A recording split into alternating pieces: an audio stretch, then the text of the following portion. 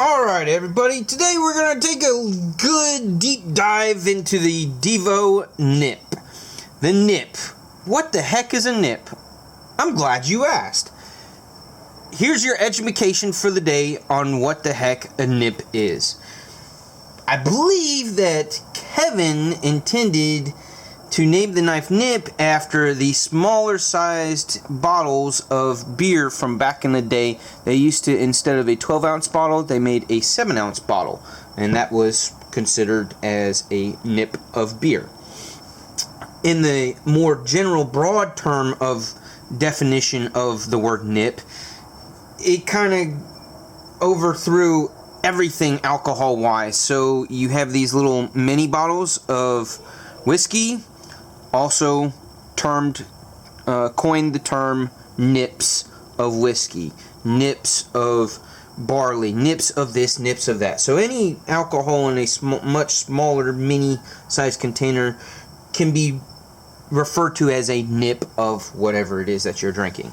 So, for the sake of Divo knives and Kevin wanting to name his knives after beer and alcohol terms and definitions, this is the Divo nip. Alright?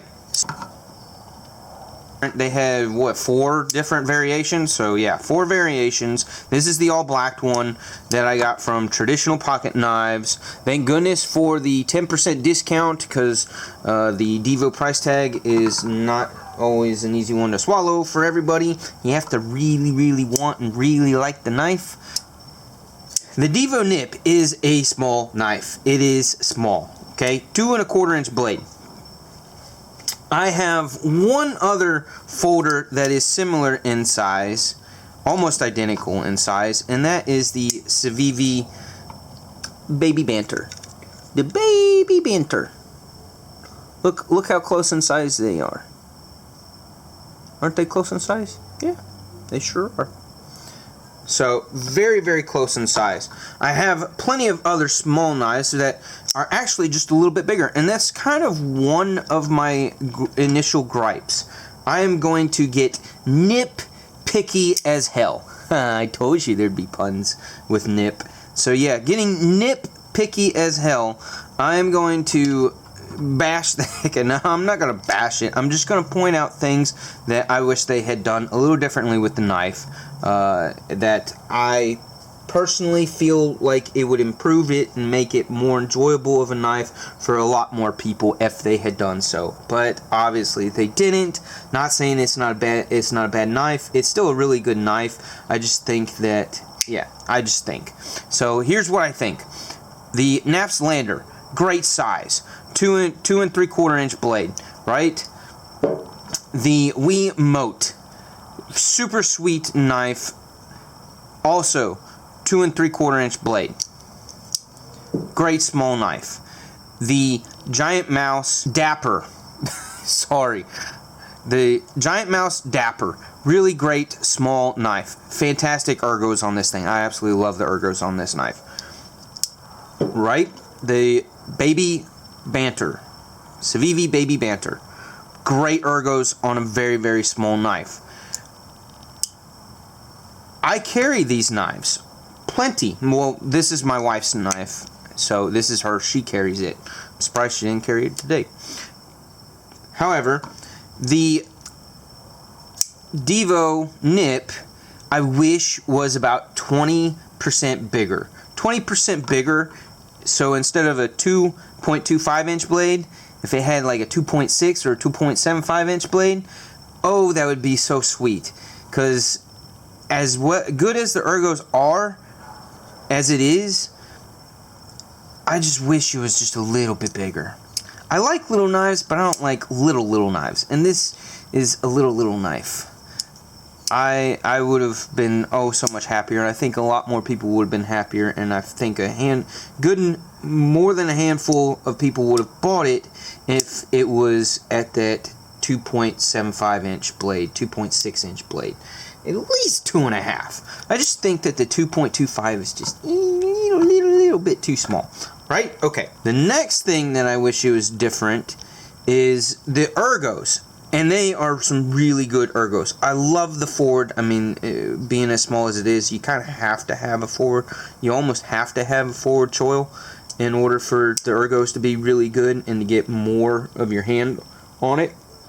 But the cutout, the relief cutout for liner lock, the cutout for on this scale is really, really deep. And I'm having a hard time getting y'all to see it with the lighting. You see how much is cut out? How deep of a cutout that is? I honestly don't think that it needed to be that far deep of a cutout. It could have been a little bit less. And what would that have done for it? I believe that would have made it a little more balanced ergonomically in the way it fits in your hand. And just, I mean, marginally. It's not a big deal, but it could have been done that way. So you see how much. If you didn't go as deep, you still would have gotten all of the hole cut out on the blade for all of your flipping, fidgety action. It didn't need to be cut out that far down. That's how I feel about that. Okay. The next thing that I feel like they could have done a little bit differently is the backspacer. As much as I love the backspacer and the design of it, I think that's super, super cool with the backspacer and the milling out so that you can do a lanyard doodad on it. Now you have to ask Doom, because I haven't bothered to put a doodad on it. But you'd have to ask the Beard of Doom how he feels about it. But I imagine, and I'm going to find out soon enough, because I've only carried this thing for a day so far, but I would think that in order for a doodad lanyard to assist in filling out the rest of your hand when you're holding it, that doodad lanyard has to kind of be able to come away from the handle in a straight inline with the handle itself. Does a lanyard coming out from that do that, or does it kind of sit high and sit above the handle? Because of the fact that milling probably should have been a little further down to the base of the handle. Just shift it a little further down. The problem that may have kept them from doing that is the way the clip is attached to the handle scale.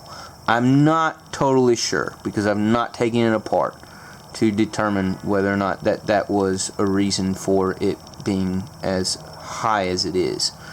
So, and with a milled clip like that, it really is best to have two screws going in securing that clip.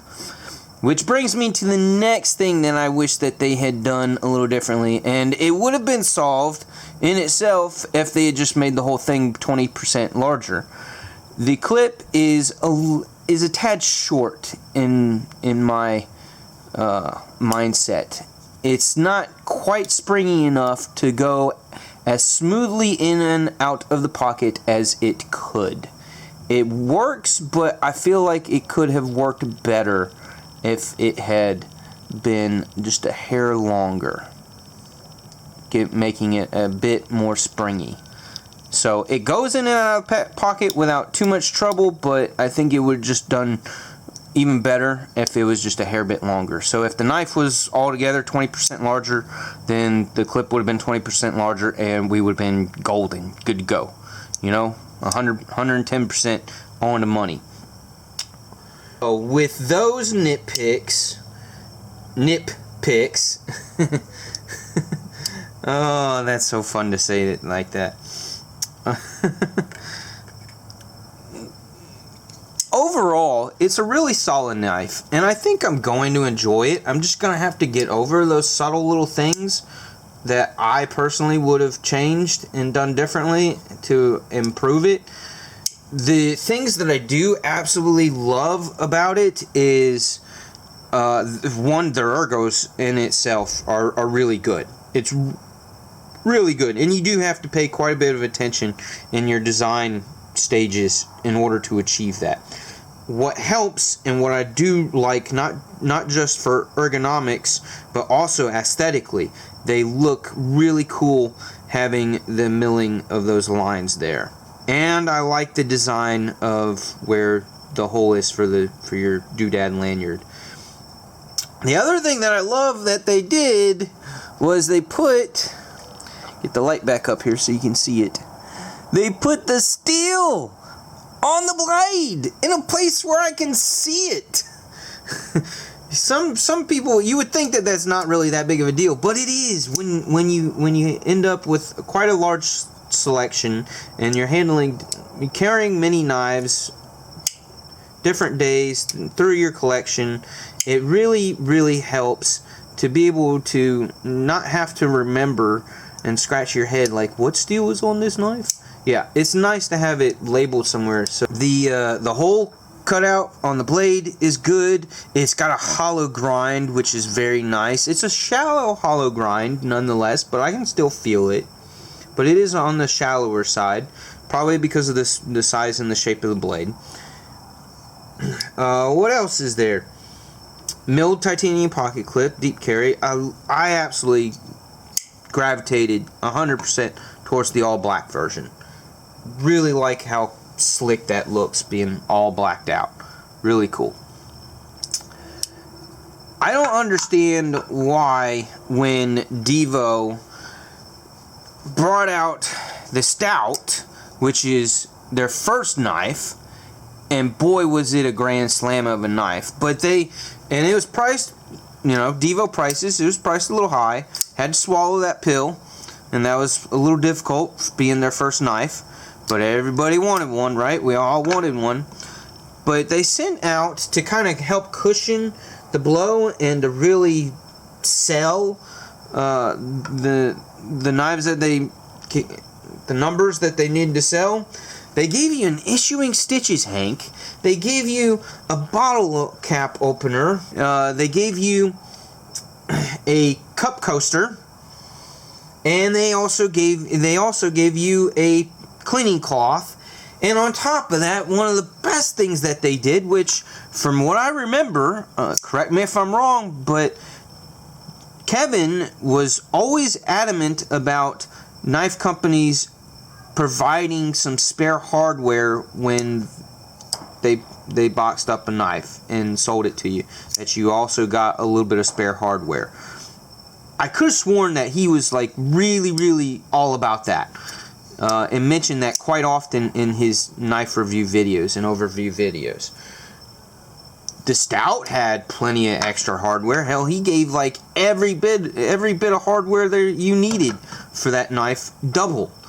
The nip, again, in the box, all by itself. No cloth, no hardware, only it and the nip sticker.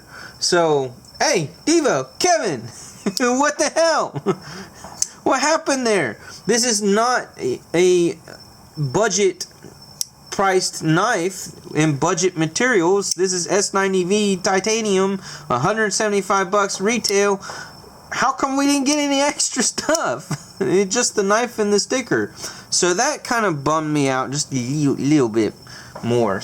But yeah, I mean, it is what it is. Now, do I think that it's a nip or a nope?